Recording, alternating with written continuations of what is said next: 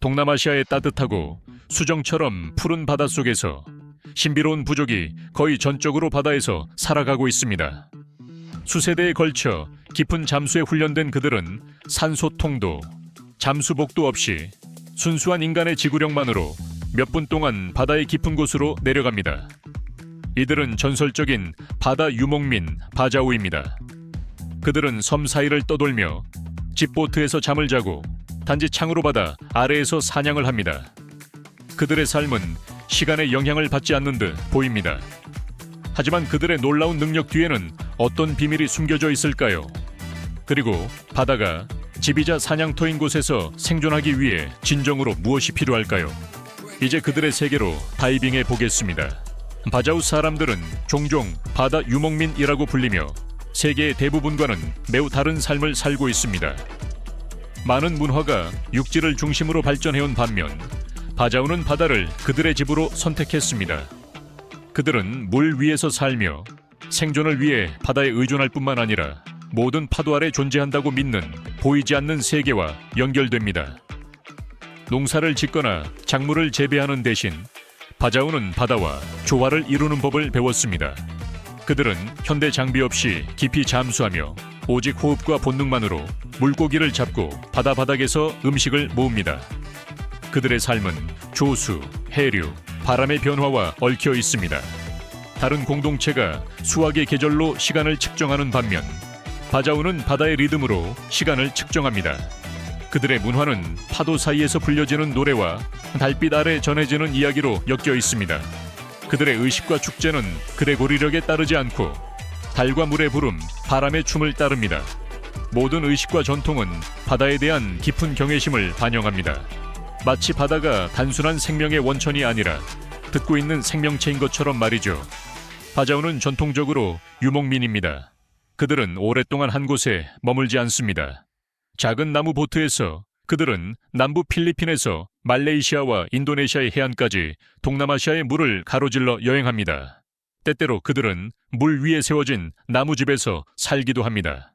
다른 때에는 물고기와 함께 떠다니거나 제국, 전쟁 또는 자연의 예측 불가능함에 맞서 후퇴하기도 합니다.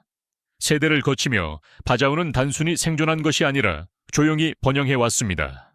그들은 파도를 책처럼 읽고 물을 호흡처럼 느끼는 법을 배웠습니다. 그들은 폭풍이 그들 주변의 모든 것을 휩쓸어도 그들의 정체성을 지켰습니다. 그들은 땅에 집착하지 않지만 자신들에게 깊이 뿌리 내리고 있습니다. 바다에 떠있는 앵커와 같은 존재입니다. 그들에게 바다는 단순한 음식의 원천이 아닙니다. 그것은 기억이며 조상의 메아리이며 영혼의 거처입니다. 매일은 조용한 의식의 감각을 지니고 있습니다. 화려한 사원에서가 아니라 물의 단순한 존재와 감사 속에서 말이죠. 바자우에게 바다는 집입니다. 그것은 시작이자 끝입니다. 그들이 믿는 모든 것이며 그들이 존재하는 모든 것입니다.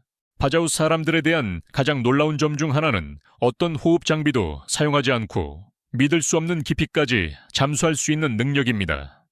바다에서 살아온 세대 동안 그들은 자유잠수에 대한 놀라운 기술을 개발했습니다. 그 기술은 너무 극단적이어서 때때로 그들의 몸에 대가를 치르기도 합니다. 일부 바자우 잠수부들은 엄청난 수압에 대처하기 위해 의도적으로 고막을 찢기도 했습니다. 이는 고통스러운 선택이며 그 결과 많은 이들이 나이가 들면서 청력을 잃게 됩니다. 하지만 그들에게 이는 단순히 바다와 함께 사는 대가일 뿐입니다. 과학자들을 더 놀라게 한 것은 바자우의 몸 자체가 독특한 방식으로 적응한 것처럼 보인다는 점입니다. 최근 연구에 따르면 그들의 비장, 즉 배 안에 위치한 작은 장기가 육지에 사는 사람들보다 약 50% 크게 나타났습니다. 이는 우연이 아닙니다. 비장은 산소가 풍부한 적혈구를 저장합니다.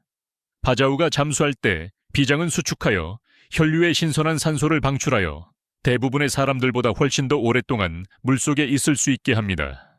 이는 바다와 깊이 얽힌 삶의 방식에 의해 형성된 진정한 생물학적 이점입니다.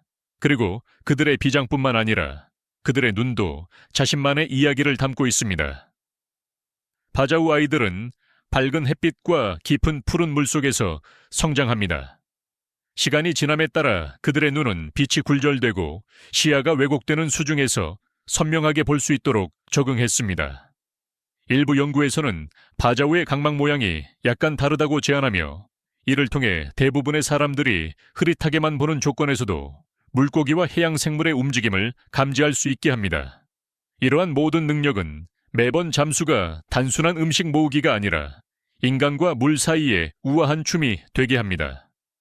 그들은 단순히 사냥하는 것이 아니라 바다와 함께 흐르며 직관, 경험, 그리고 수백 년에 걸쳐 전해진 민감성에 의해 인도됩니다.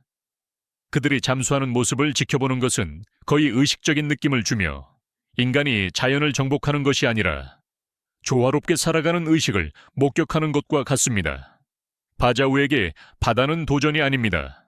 그것은 살아있는 공간, 숨결, 동반자입니다. 그리고 열린 바다에서 생존하기 위해 그들은 물을 이해해야 합니다. 마치 다른 사람을 이해하듯이 해류의 끌림, 파도의 형태, 피부에 스치는 바람의 감촉을 이해해야 합니다. 이제 스스로에게 물어보세요. 바다와 하나가 되는 것이라면 당신은 청력의 일부를 포기할 의향이 있나요? 바자우에게는 그것이 선택이 아니라 단순한 삶입니다. 댓글로 알려주세요. 무엇이 가장 인상 깊었나요? 바다 아래 바자우의 이야기는 특별합니다. 하지만 거기서 끝나지 않습니다. 수면 위에서 그들은 외부인이 보기 힘든 고유한 결혼 전통을 계속 이어가고 있습니다. 바자우 사람들에게 결혼은 단순히 두 개의 결합이 아닙니다. 그것은 신성한 의식이며 전통, 가족, 조상의 뿌리를 담고 있는 의식입니다. 각 결혼식은 기억할 만한 행사로 이 항해 공동체를 수백 년 동안 바다에서 인도해온 가치들을 기리는 날입니다. 흥미로운 점은 바자우의 구애가 단순한 사랑의 문제만이 아니라는 것입니다. 그것은 정교한 의식으로 미니어처 나무배나 손으로 조각한 토큰과 같은 수공의 선물로 엮여 있습니다.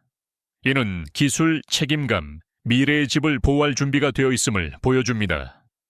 일부 지역에서는 구혼자가 사랑하는 소녀의 창 아래에서 고대 사랑 노래인 칸돌리를 부르기도 합니다. 이들은 단순한 멜로디가 아니라 전통을 통해 보존된 감정을 담고 있습니다. 결혼식 날 모든 것은 마파치 의식으로 시작됩니다. 이는 부드럽지만 깊은 상징성을 지닌 의식입니다. 신랑과 신부는 피부에 쌀가루와 강황 혼합물을 바릅니다. 이는 단순히 아름다움을 위한 것이 아니라 그들을 정화하고 축복하며 인생의 새로운 장을 준비하는 것으로 여겨집니다. 결혼 복장은 마치 살아있는 그림과 같습니다. 신부는 전통적인 드레스를 입고 세심하게 손으로 자수한 반짝이는 구슬로 장식되어 있습니다. 신랑은 힘과 리더십을 상징하는 품이 있는 바주, 멜라유 의상을 입습니다. 서약은 마을의 어르신이나 지도자 앞에서 이루어지며 공동체 전체가 신뢰하는 인물입니다. 그리고 서류에 서명하는 대신 커플은 반지를 교환하며 평생 지속될 약속을 나눕니다. 그러나 축제는 거기서 끝나지 않습니다. 의식이 끝난 후 신혼부부는 어르신들을 만나기 위한 만잘랑 파산한 의식에 참여합니다. 그들은 축복, 조언, 안내를 받으며 앞으로의 여정을 위한 영적 나침반을 얻습니다. 이는 단순한 전통이 아닙니다. 이는 바자우가 새로운 커플을 그들의 공동체에 넓은 포옹과 연결하는 방법입니다. 그들의 문화에서 가족은 4명의 가구로 제한되지 않습니다.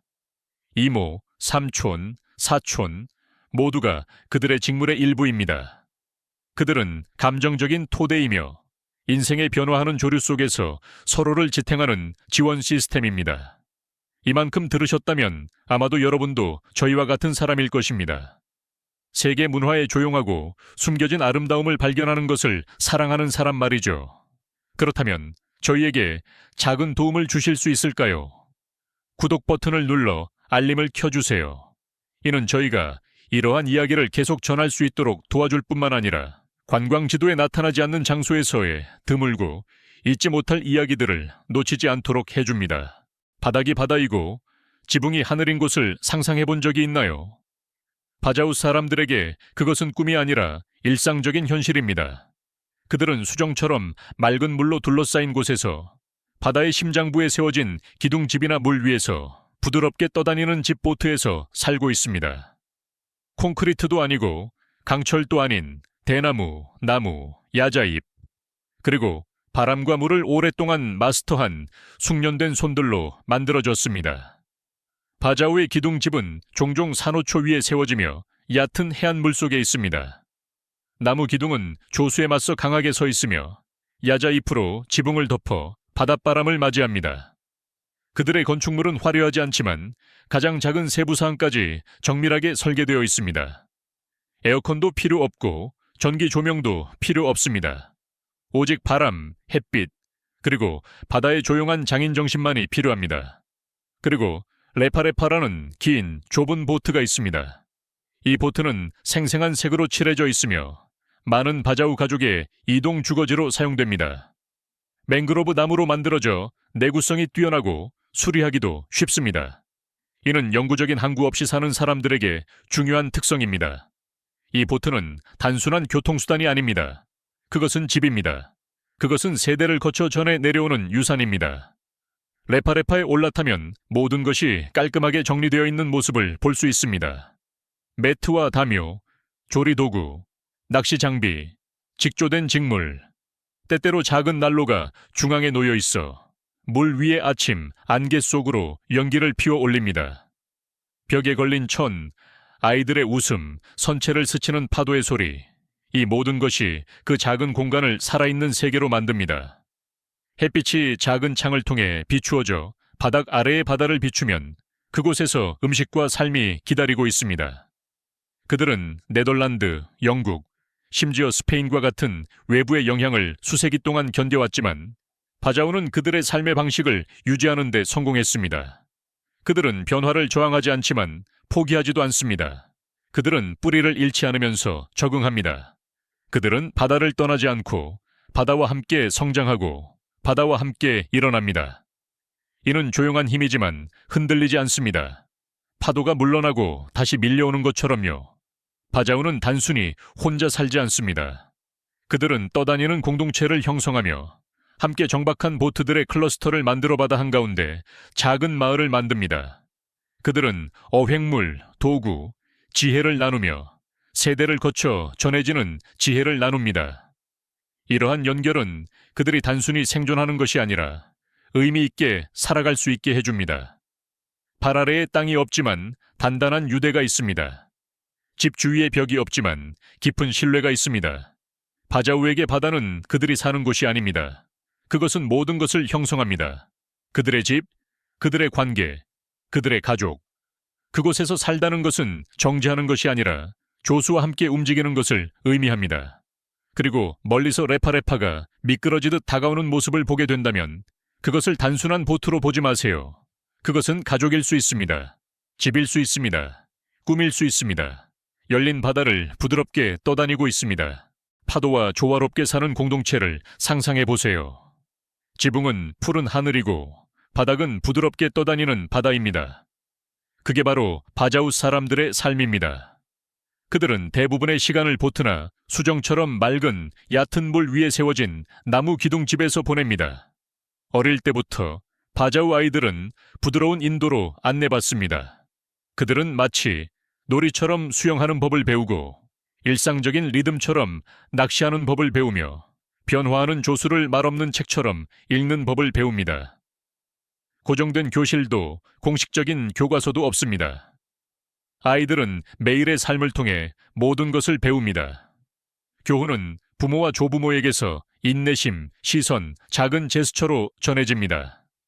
그들의 기둥집과 다채로운 레파레파 보트는 혼자 서 있지 않습니다.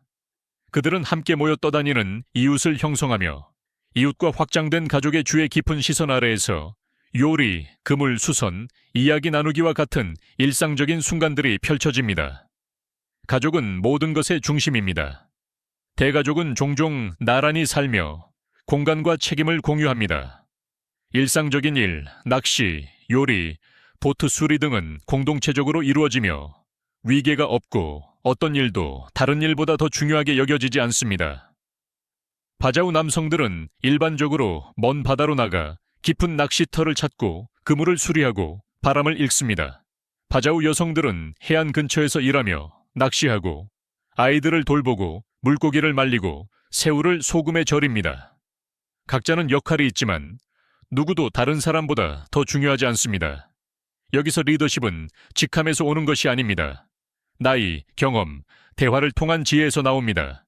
그들의 삶의 리듬은 지루하지 않습니다. 축제, 모임, 전통의식은 공동체의 심장박동입니다. 음악, 춤, 세대를 거쳐 전해지는 이야기들은 바자우 문화를 단순히 살아있게 하는 것이 아니라 숨쉬고 활기차고 영감을 주게 합니다. 그들에게 전통은 단순한 오락이 아니라 기억입니다.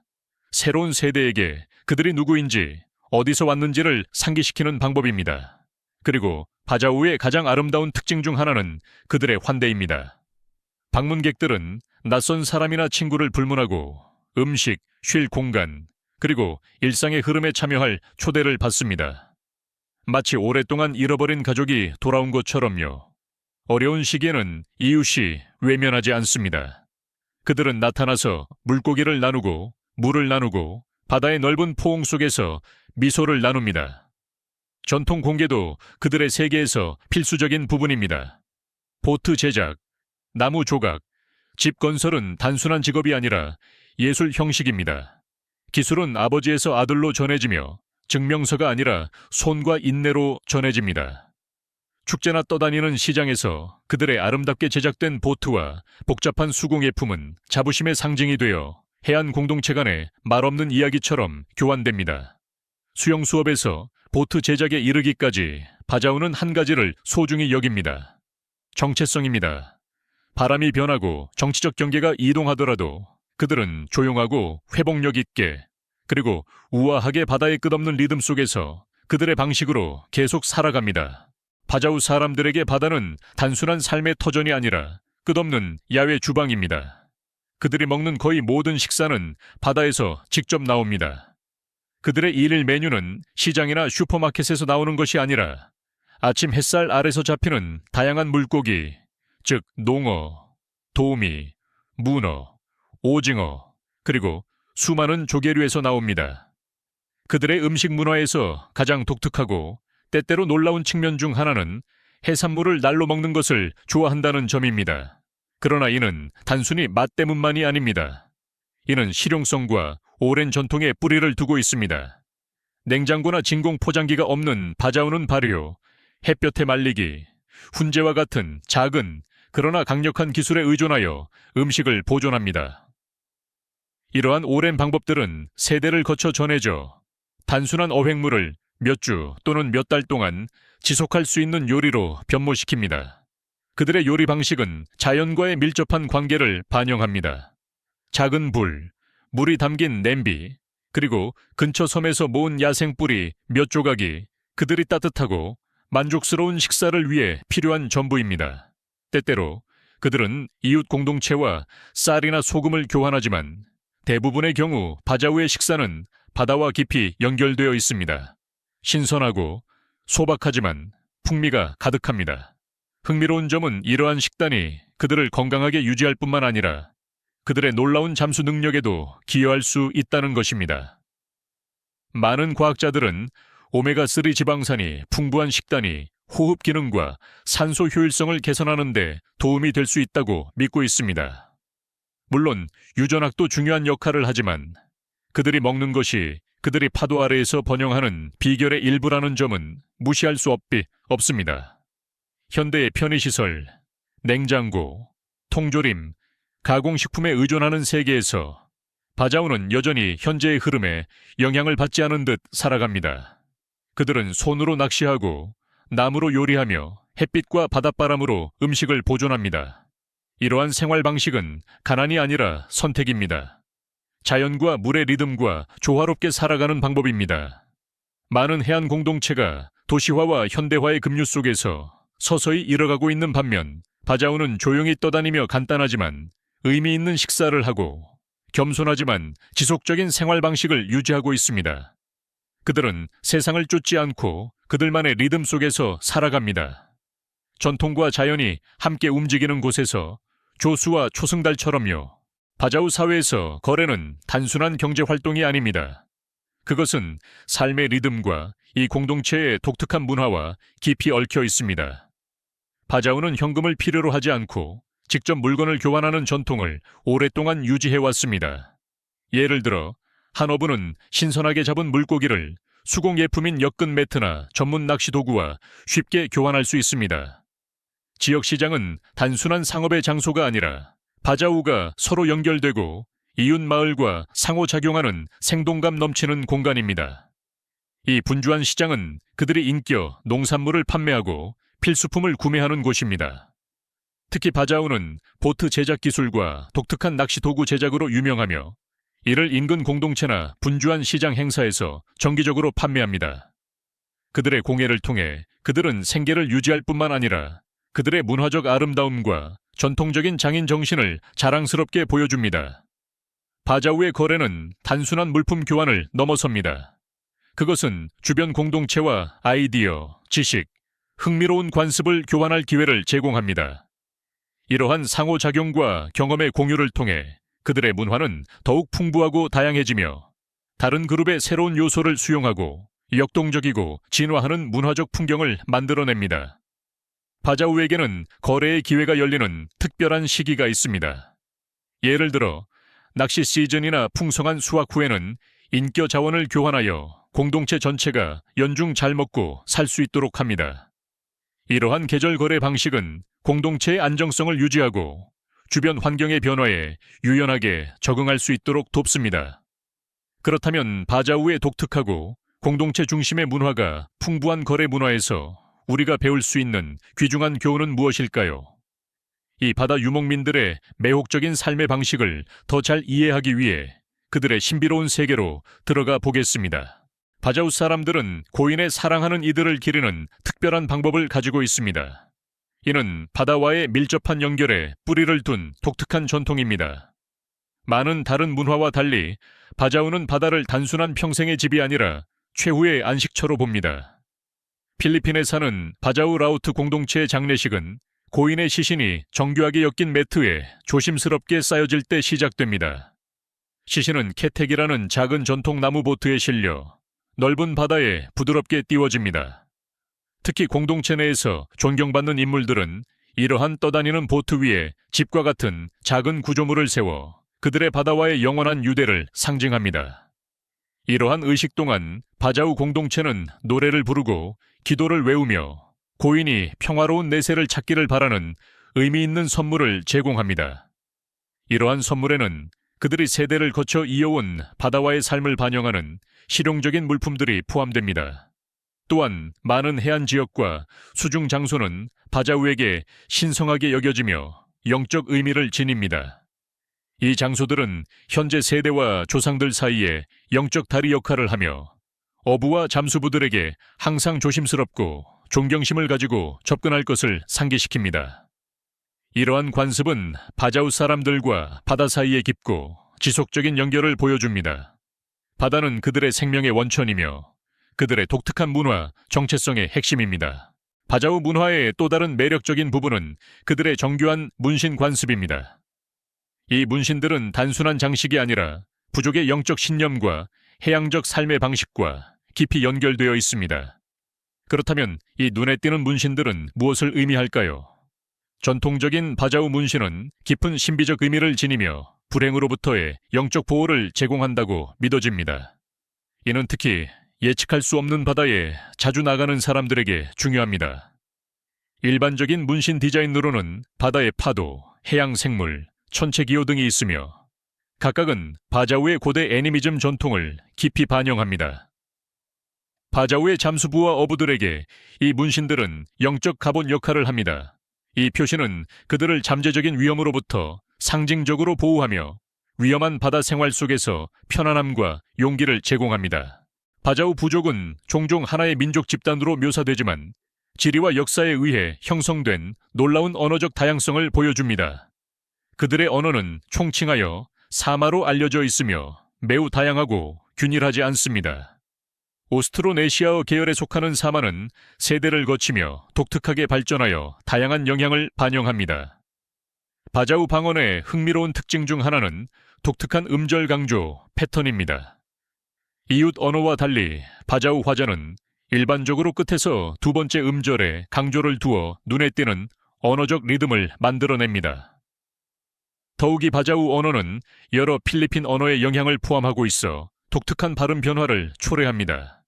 역사적 소리들이 혼합되었고 특정 지역에서는 특정 모음이 합쳐지는 현상이 나타나며 이는 술루 군도와 더 넓은 해양 동남아시아와의 깊은 역사적 유대를 보여줍니다. 말레이시아에서 바자우 방언은 주로 동해안과 서해안 그룹으로 분류됩니다. 서해안, 특히 북부와 서부 사바에서는 고립으로 인해 독특한 지역 하위 방언이 형성되었습니다. 반면 동해안 방언, 즉 사마 우비안과 사마 시무눌은 술루 군도에서의 이주 역사를 반영합니다. 이러한 방언 구분은 더 넓은 문화적 영향과 역사적 이주 패턴을 강조합니다. 핵심 언어적 유사성에도 불구하고 발음과 어휘의 지역적 차이는 바자우 공동체 내에서 독특한 정체성을 정의합니다. 언어학자들은 전미사에서 모음이 어근의 모음을 반영하는 모음 조화와 같은 흥미로운 특징을 주목합니다. 이는 지역적으로 드문 현상입니다. 그들의 다양한 언어는 수세기 동안의 해양 연결을 반영합니다. 그러나 오늘날 바자우 라우트는 현대의 경계가 그들의 전통적인 항해 생활 방식을 위협함에 따라 도전에 직면해 있습니다. 친애하는 친구여, 오늘의 영상이 흥미롭다면 좋아요 버튼을 눌러주세요. 그렇게 하면 제가 당신이 즐기고 있다는 걸 알 수 있어요.